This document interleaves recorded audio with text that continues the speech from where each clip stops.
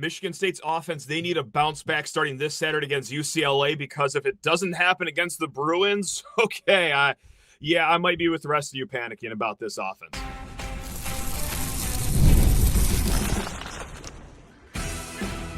You are Locked On Spartans, your daily podcast on the Michigan State Spartans, part of the Locked On Podcast Network, your team every day. And friends, Spartan family, Locked On Spartans listeners, how on earth are we all doing in the midst of a homecoming week right here in East Lansing? Thank you all so much for tuning in to Locked On Spartans and making us your first listen every single day right here on the Locked On Podcast Network. Please rate, review, subscribe, and comment below on a scale of 1 to 10. 1 being you're chilling on a beach relaxed right now. 10 is like you're at DEFCON 1. How panicked are you about the offense? Because we got a whole span of different levels of panic after Saturday's loss at Nebraska. Some people are ready to bench Aiden Childs. They're ready to just ship him off to Guatemala to never see him again. And other people, kind of more like myself, they saw, okay, well, yeah, that was a pretty terrible game all around from the offense, but here are the reasons that Aiden Childs didn't look good. Yada, yada, yada, this and that. Hey, what better time to see a struggling UCLA defense than right now? Hopefully Michigan State can get back on the right side of the offensive game plan here, because, gang, if it's not going to happen against UCLA, if they still look lousy after this Saturday, I'll be joining the rest of you guys that are on the upper end of panic about our quarterback play, our offense, because there should be no reason that this offense does not look competent at the absolute baseline, if not really good, this upcoming Saturday in your home barn in Spartan Stadium. And I get it. Hey, UCLA stole the weekend last weekend, right? They were, 24, 25-point underdogs. They're hosting a Penn State team that came into this season with national championship aspirations, and they put a dagger in the heart of every Nittany Lion fan out there, because, my God, what a way to get your first win after installing your offense 2 days prior to Penn State coming to town. They stole the weekend, guys. But let me tell you, they did not win that game because of their pass defense. Far from it, actually. UCLA's pass defense has been atrocious all season long, and it still wasn't even that great in that win. They won in spite of their pass defense, might I say. And that's for a few reasons. We're going to go through them right now. This is why Michigan State should look good this upcoming Saturday. This is like half diagnosing what went wrong against Nebraska last week and half of a preview looking into this Saturday's game. Let's talk about UCLA because, guys, we'll start with the coverage. If you like Pro Football Focus, you like their ratings, well, then you're going to like this number a lot if you're a Michigan State fan, because Pro Football Focus rates the Bruins coverage as the third worst coverage amongst Power 4 teams. Now, that could be a little bit arbitrary. Those are just a few people that are ranking a few things. It's kind of opinion-based, but still the opinion for those ball knowers at PFF. They're telling you that UCLA sucks in pass coverage. And you can also see it, too, in basic stats, too, right, guys? So far this season, they are offering up 8.1 yards per pass attempt. That is third worst in the Big Ten. And you want to go ahead and look at their 5 opponents so far this season. Many of them have had their best day passing the ball against this Bruins team. Like, for example, UNLV. By the way, 5-0 UNLV. They had their second highest yards per pass at 9.7 yards per season. Go ahead and look at that schedule. That is not a schedule laced with other Power 4 teams yet. They still had one of their most efficient days through the air against the Bruins. New Mexico, same situation. Lousy schedule, but they had their second highest yards per pass of the season against UCLA. Penn State, they just had, despite the loss, their second highest yards per pass at 7.7. They got more yards per pass against UCLA than they did against Villanova, guys. Utah, they had their third highest at 7.9, but that was to start the season when they basically just had 3 passing plays. They were doing over and over again, and Northwestern also had their third best passing day when it comes to yards per pass. This is a long way of saying, yeah, the no-fly zone, whatever the opposite of that is basically what we got going on at UCLA. Now, why is that? Is that their coverage? Is it personnel? Is it a little bit of everything there? I'll tell you this. One of their main cornerbacks, 5'10", 175-pound sophomore. Yeah, I think the 6'4" Nick Marsh should be able to exploit that in coverage when you watch them this Saturday starting at noon. This unit is a very vulnerable unit, but guys, when it comes to the passing game, it comes to more than just, hey, how well can the other team cover you? It also comes down to, well, how well can this other team rush the passer? Because I like to think this Saturday, unlike the one that we just lived through, I like to think and hope that Aiden Childs might make it through the entire game, not possibly concussed, starting in the second quarter, like he probably did last weekend. And look, speaking of not having your quarterback concussed, speaking of pass protection, hey, remember when I just said UCLA has the third worst rated coverage in Power 4 football? Well, they also have the third worst graded pass rush in Power 4 football, according to Pro Football Focus. Guys, last week, I get it. I'll say it again. What a great win for UCLA to stun the world, beat Penn State. Again, not because of their pass defense, though, and not because of their pass rush. They had just 10 quarterback hurries. They just had 1 sack last week against the Nittany Lions. Gang, get ready for this one. They have 5 sacks on the entire season. That is dead last in the Big Ten, and there are only 4 schools in all of FBS, all 130-some schools. There are only 4 that have less than 5 sacks so far this season. It's Noah Kim's Eastern Michigan team. It's Army, Colorado State, Georgia Southern. Point blank, UCLA, they are not good at rushing the passer. They have 4 defensive ends that have each logged 100-plus snaps, and only 2 of them have more than 2 pressures so far this season. One of them, Keyshawn Bennett, he had 1 sack also this season. And then old Michigan State friend, that's right, the transfer away from the program, Anthony Jones, yeah, he has 2 sacks. Now, that was against UNLV, Northwestern. He didn't play last weekend due to injury, so we'll see if we see our old friend Anthony Jones. But, guys, like, this is as good of a get-right spot as you could possibly have. Now, the issue is that Nebraska also came into their game against Michigan State, being one of the worst teams statistically in rushing the passer. Whether you counted sacks, whether you counted quarterback hurries, any metric you looked at, Nebraska, they had a lousy pass rush going into last game too. And boy, howdy gee willikers, did they look like J.J. Watt and Max Crosby on both sides of that line.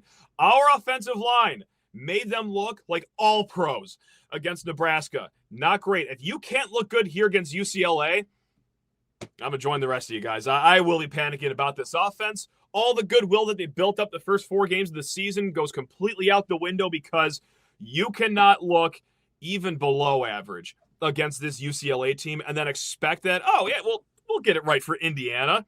No, they'll maul your face off. Oh, we'll get it right for the Michigan game. No, Michigan will send your first, second, and third string quarterback into the hospital if you're going to let UCLA get after your quarterback. Oh, boy. So it's got to look good. It's got to look good. And speaking of looking good, the weather looks good for this weekend. I made that a big talking point last weekend, guys, and maybe I made a bigger deal than a lot of you guys wanted me to make it. But I really think that was a reason why the offense didn't look so good. I mean, the bigger issues were the lack of pass protection. Another issue was Aiden Childs looking at one receiver, or did his eyes tell him there were really 3 receivers because he's so woozy? And then the reason I made wind such an issue is because this coaching staff drew up the offense as if wind wasn't an issue at all. Let me just rattle off a stat for you. Aiden Childs had 23 pass attempts. 10 of those attempts were at least 10-plus yards through the air, according to Pro Football Focus. On the other sideline, Nebraska, they knew it was a windy day. They knew that could impact a few throws here. So on their 22 pass attempts, only 5 were 10-plus yards through the air. So that's not going to be an excuse. The pass rush should not be an excuse. Coverage should not be an excuse. This needs to be a game where you have 10-plus targets for Nick Marsh. Then I understand the excuses of the USC game. He didn't practice that week going into the game against the Trojans. He was still working his way back against Nebraska. And yes, no one was really getting targeted a lot against the Huskers because of all these issues. But no excuse not to get your best player at least a season-high 8 targets. I want to see at least double digits, though, for Nick Marsh. I want to see these deep crossing routes unfold. A, because Nick Marsh can get open against these guys. And B, I want to see the pass protection be able to give Aiden Childs a chance to let these routes to Nick Marsh actually develop. And you know what else is going to help, guys? We'll be really quick on this. UCLA's run defense, not that great either. They're letting up 5.3 yards per carry. That is dead last by a wide margin in the Big Ten. Their stuff rate is very low. Their opponent's success rate on the ground is very high. This is just a quick way of saying UCLA's run defense, it also sucks. So hopefully you can establish a run game. If you can't do any of what I just named for the last 8 minutes, and you look like doo-doo against UCLA, yeah, I'll be joining you guys. I won't hop on this show and say, hey, I get it was a bad day against Nebraska, but you got to look at the first 4 games. You got to look at the reasons why it looks so bad. No, I'll be right with you. I don't want to be with you. I want this to look good. I expect it to look good because, yes, I still think Michigan State's offense is talented enough to get it done, and I think the opposite against UCLA, if you couldn't catch my drift there for the last 8-9 minutes. All right, guys, we're going to be talking Michigan State hockey here. We're going to be switching sports because, yes, that top 5 team, they kick off their season this week formally. We'll get down to all that with the one, the only Jeremy Dewar. But first, guys, need to talk your ears off about Mazda. That is right, guys. Mazda crafts cars for those who do more than simply move. Mazda delivers confidence with every ride with more IIHS Top Safety Pick Plus awards than anyone else as of August 2025. From footwork to breathwork, athletes sweat all the details, and Mazda brings that same attention to how they craft every single model. You can make everyday drives feel like anything but ordinary, from smooth handling to intuitive controls, and plus, with all-wheel drive standard in every crossover SUV, you can drive with confidence through almost any season. Like our players, we sweat every detail because when you make every move count, impossible becomes irrelevant. It's Mazda. Move and be moved. Also, guys, save that money with Monarch Money. Most people can't name all their finance accounts or even what they're worth. I get it, whether it's 401ks, properties, investments, you name it. Get a little dicey out there. And when you don't have a full picture, you could end up leaving money on the table. And that is why Monarch Money is here to save us all, guys. It's an all-in-one personal finance tool that brings your entire financial life together in one clear, easy-to-use interface on your laptop or your phone.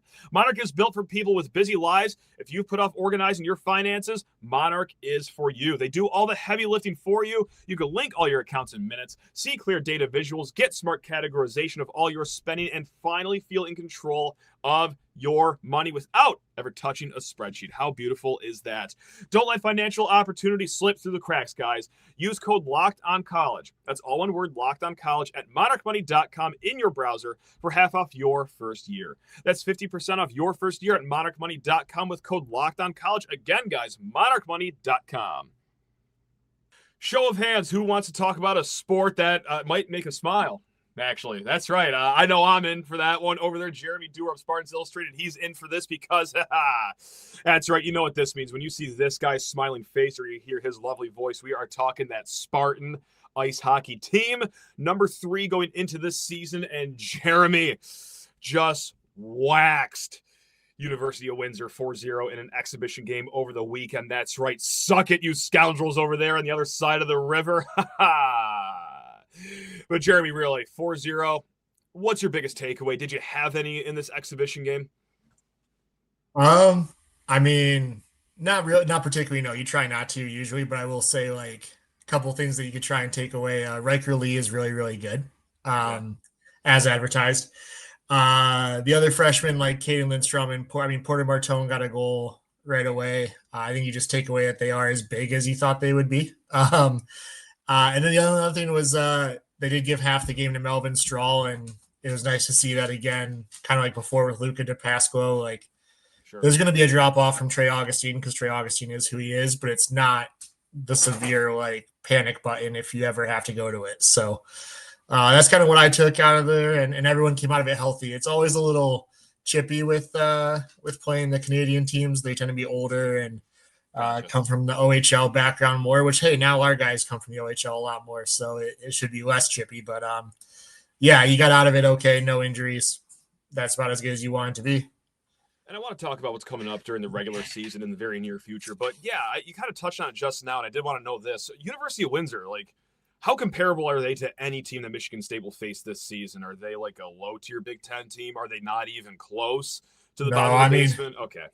They'd probably be like, to put in like football or basketball, there's like a low end G5 of the hockey version. Like they definitely have. I will say the hockey drop off is not like their whole roster came from junior hockey. They are good hockey players. They are not, coming out of scrub high school programs just trying to play some college hockey, right? Like they're pretty decent. But even up in Canada, like they're not going to be one of the like premier like Canadian universities. Okay. A lot of them are going to, the thing that you get when you play them is they're going to be older. Most of their rosters played their full eligibility of junior hockey and is starting at 20 or 21 and going to go for a few years and get a degree. But yeah, it's not really going to be comparable. It's probably not even comparable to like your scrimmage against the NTDP. Like it's, okay. It's low end. Going back to the CCHA days, like a low end CCHA school, maybe. But even then, they would probably beat Windsor most nights. So, gotcha. Well, it's good to know. It's good to stay informed about what goes on in the exhibition because, yes, University of Windsor, they don't have top 10 NHL picks, just like our Michigan State Spartans. And we already dropped the guy's name right here. Porter Martone, number 6 overall pick in last year's draft. Look, this might be a dumb question, but I feel like there's some variance with this, not just with hockey, but basketball. You see this sometimes. Hey, kid comes in as a 5-star player. But is that like 5-star based on what he can be one day? Or is this guy ready to roll and ready to just absolutely make some hay in college hockey right off the rip? What can we expect from Mr. Martone here? I'd expect that he's going to be an impact right away. Like he's got the body for it. He's going to hold up in college hockey just fine. I think he'll be an impact guy right away. What I would say that I would caution is that like everyone still plays their role, right? So like he's not going to be a guy that you go, oh yeah, he's the goal scorer. Like he is, he can score and he can do that, but you put that against NCAA competition, he's not going to rip 40 goals just because he went top 10 in the NHL. Like that's not everybody's thing. So I mean, I think he's going to play a role on that first line, like being the big body in front. He's going to get ugly goals like he did Friday night, where he's just in the crease and just kind of him and Stramel are going to be huge guys on that line, and Danny Russell is going to even maybe probably be the goal scorer out of the three of them. But yeah, no, he's absolutely going to be an impact guy, and I think his expectation, especially with when he committed here so late in the summer, is like his goal is that he's here 1 year, right? Like he wants to put enough on tape that Philadelphia wants him in the NHL lineup right away, and that was his goal in the summer, was to make Philly's roster coming out of their early summer training camp. And when that was pretty clear that he was going to not be on the NHL roster, I was like, well, let's go to the NCAA. That's a better spot. So who is going to be the guy this year? Because obviously Hobey Baker winner Isaac Howard, he is no longer in college hockey. He's for some reason signed with the NHL team that got his rights via trade. What gives, man? But I mean, there's no replacing the Hobey Baker winner. So is it going to be a committee of guys? Is there a guy that you actually could see being the main event for Michigan State this season? What do you make out of this? I mean, if you go by flash, it's Riker Lee. Like he's going to be the one that has highlight reel goals that you go like, okay, that's a little bit like Ike. But no, it's going to be by committee. I mean, the part that I think I tweeted it out Friday night when the lines got announced, like it's not often you can have a whole third line that is entirely drafted guys. Like that's where MSU is at right now. So like they're just going to throw waves at you, and like if you play a team that is able to send out their top D pair and really hold your first or second line down, it's probably not going to stop the fourth line and third line from scoring when that third pair has to match up with them. So it's just going to be rolling lines, throwing waves at them. And I don't think there's going to be one guy. I mean, it's kind of like basketball too. Like at the end of the season, you need a guy that's just like, hey, that's our guy that we need a power play goal in the last 10 minutes. Like he's our guy. Right. But I think they're going to roll all four like they always have, and it's just going to be chipping in from everywhere. Is this the most talented team Adam Nightingale's had so far here at Michigan State? And that's saying a lot because they've had some wagons the last year or two, but is this on paper the most talent that Michigan State has seen?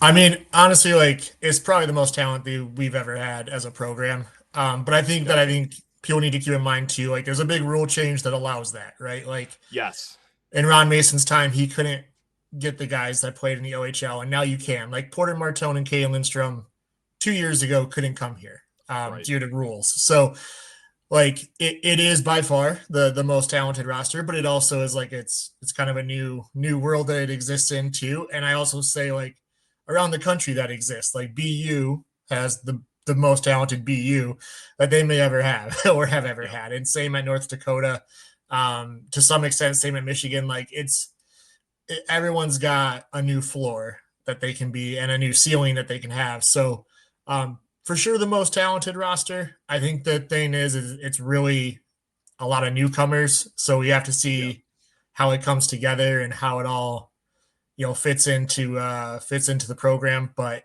by talent, this is the highest ceiling for sure. More to come with Jeremy Dewar, but first, guys, hey, this episode is brought to you by Prize Picks. Every day we make decisions, but on Prize Picks, being right can actually get you paid. Don't miss the excitement of this football season with Prize Picks, where it is always good to be right. Now, playing Prize Picks is fun, it's simple, it's quick, and it adds more excitement to your football Saturdays, your Sundays, whatever day you are watching that picks can get thrown or run across the field, guys. It's simple. You just pick more or less on any player projections, like, for example, Josh Allen passing yards, or Saquon Barkley rushing for a touchdown, or do what I do. Queue up a few Detroit Lions. Amon-Ra St. Brown, more than receiving yards. Jahmyr Gibbs, more rushing touchdowns. Like, that's a profitable venture if you're a Detroit Lion fan like myself. And guy, with the new injury reboot feature, it's simple. If your player leaves early and doesn't return, it won't count against you. Download the PrizePick app today and use code LOCKEDONCollege to get $50 in lineups after you play your first $5 lineup. That is code LOCKEDONCollege for $50 in lineups after your first $5 lineup. It's PrizePicks. It's good to be right. And it's also good to look your best on game day, guys. And hey, get it done with Alumni Hall. Alumni Hall has the largest selection of officially licensed gear. We're talking all the top brands like Nike, Columbia, Champion, Yeti, New Era, so much more. And they have apparel for the entire family, from kids to adults, and a huge selection of hats, gifts, all the tailgating gear you could ever need to make your setup the best in the parking lots this season. And they really take care of the Spartan community too. Michigan State students, faculty, as well as military and all first responders, you get 10% off with a valid ID in the store. And on top of all that, hey, go ahead, follow Alumni Hall on social media, download the Alumni Hall app, because they got way more special offers and sales through both of those. So what are you waiting for? Pop into Alumni Hall in the Eastwood Town Center in Lansing, right near the Apple Store, or shop online or through their app. And best part is, for every $150 you spend, you're going to get $10 in Hall cash to use for the next time. So, guys, come on. Alumni Hall, go grab that new game day look, or upgrade your tailgate with Alumni Hall, your ultimate Michigan State shopping destination. So it gets real on Thursday and Friday. New Hampshire coming in for a pair of games here. I believe it's 7 o'clock on Thursday and then 7:30 on Friday. Both games will be streamed on QVC4, I'm sure. I don't know how anyone's going to watch this game unless you're going to be in Mun Ice Arena. But look, New Hampshire, they're not in the top 25. For any college hockey poll that you see, they're not receiving votes. However, they also had a scrimmage over the weekend. They did beat top 10 ranked Maine in a shootout. But again, a scrimmage, but still, it's a top 10 team. Like, what do you make of that for New Hampshire? Do they have any spice coming into East Lansing this set of days here? Well, I mean, they have scholarship guys, right? So they're going to be good. They play in hockey. They play in Hockey East. Like, they're going to be from a power conference. They're going to have guys. But no, it definitely should be one that MSU, like, the expectation is to go sweep this weekend. And get ready for BU the weekend after, which is going to be a top 5 matchup. Like, this is take care of business, get through the weekend, and get out of it. But it's definitely not going to be a walkthrough. Like, they are going to bring guys who can play at the Hockey East level and can be at this level. So have to be dialed in to get the sweep that you deserve or want. Let's talk about that measuring stick series coming up after New Hampshire, because like you said, it's Boston University. They're in the top 5, if not the top 3 in any college rankings that you look at right now. They're at number 2 in pretty much anyone that you're looking at right now. This is going to be a great matchup, though, when Michigan State goes to Boston. So, Jeremy, what are you looking forward to the most in this series? What answer are you trying to get? Because it's going to be top-tier talent versus top-tier talent. What's the number one thing to watch out for in a few weeks here? I mean, for me, it's just kind of like looking at, I think for MSU, like where they win out is on defense and in goaltending that weekend. It should remind people a lot of like playing BC, in past years. But BU is going to have, I think at forward, they're going to go step for step with MSU. Like, they have a lot of guys off the U18 team. They have, some great guys coming out of the OHL, same thing as MSU, where now that was open to them, they could do it.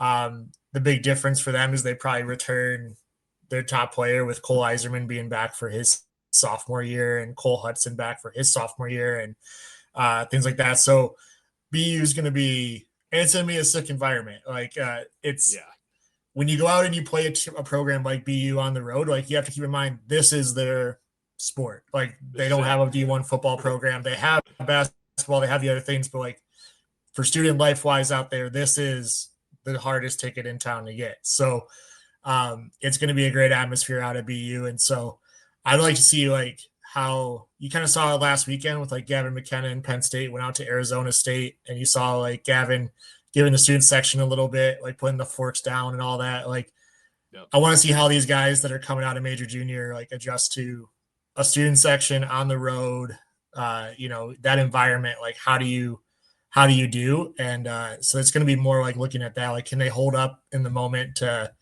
being on the road? Because it should look like, how it's going to be to go to Yost, how it's going to be to go at Penn State. Like, this is a good dry run of it for the rest of the season. Join me in my world right here. What would make you panic in these first 4 games of the season? Would like a split against New Hampshire and then 0-2 at Boston University, would that sound the alarm? Or is this such a long season with so many new players that you wouldn't even be that concerned if that happened early on this season? Yeah, I think results probably don't panic me. Okay. Like there's really probably nothing in the results, like knowing the skill level that's here, knowing the coaching that's here. Like I don't think any individual struggles and results are going to get me concerned. It's injuries. Like if you start seeing, sure, if you see Trey Augustine go down and now Melvin Strahl is like, he's, like I said, he's a good goalie, but you probably don't go into the season expecting him to be your number 1 all year. There's some injuries on the blue line could get nerve-wracking right away. Like those are the things that I think probably concern me more than any individual results-based things can be. Especially with the nice part of when you play, I mean, the nice and negative part is the Big Ten's loaded. So you can drop a couple games here, and if you rip through the Big Ten, you're still going to be a 1 seed in the NCAA tournament. Obviously that means you have to rip through the Big Ten to do that, but nothing they do over the next few weekends is going to put them in peril for the goals they have for the season. So excellent. Now let's end this chat with a question I should have let off with. I really buried the lead here, but Michigan State hockey on Twitter, they followed you back. Jeremy, are we getting closer to landing on the bench here? What's going on? Are you getting for dark green suits to show up in on Thursday and Friday? Where are we at here with your employment on MSU hockey? Come on, man. Oh, well, that's I am not qualified for that, but let's say you are. Come on. I don't know, man. It was fun. It was something that I don't know if I made someone mad back in the Dan Kohler and Astis years, but it wasn't that it existed and then it went away. And then I just don't think the hard part is I know it hands off from like person to person. There's probably been like 4 or 5 admin since then. So it was fun. So so whoever's current admin is not a fan. So that's a growth. We're having personal growth. We're all about personal growth. So excellent. And if that admin can also get us hooked up with the Adam Nightingale interview right here in Lockdown Spartans, hey, feel free to reach out. I don't think MSU hockey follows me. I'm not even going to bother to check. I'm just going to assume that's a blind no. But hey, if they follow me on their personal account, LockedOnSpartans@gmail.com. Email me. Let's get this thing set up here. I'd love to talk to Knights here on this show. But the next best thing, Jeremy Dewar of Spartans Illustrated. Jeremy, thank you so much for your time, your insight, your knowledge. You simply are the best here. Anything you want to say before we let you go and enjoy the rest of your week, or just no? I don't know, man. It should be a fun weekend. I think get Big Ten Plus for the month. You got to use it to watch the preseason basketball anyways, right? So that's a good point. But BU, we didn't mention BU is on ESPNU, so you do not have to have the plus for that. Good call. Hockey East is always on ESPN Plus, I think, too. So even the non-ESPNU game, if you got the ESPN, you should be good to go. So can see at least a few of these games coming up. And for you, if you want to talk to Knights, man, get your fishing knowledge up. Like that's his thing. So if you can if you get in the books, get some fishing stuff up, tell them that you want to talk about fishing, and I think you'll maybe get a little extra love. Okay, I got to do a lot of line then, because my worms in the water to fish being pulled out of the water ratio in my life is like 85 worms to 1 fish. It ain't good. It ain't looking good. Norlights on a boat. That's all you got to talk about at least, right? So okay, I can do that. Oh, that's no problem.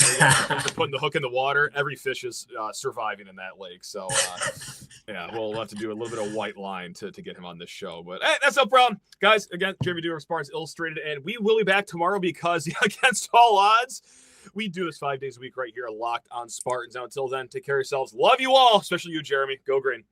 Go what?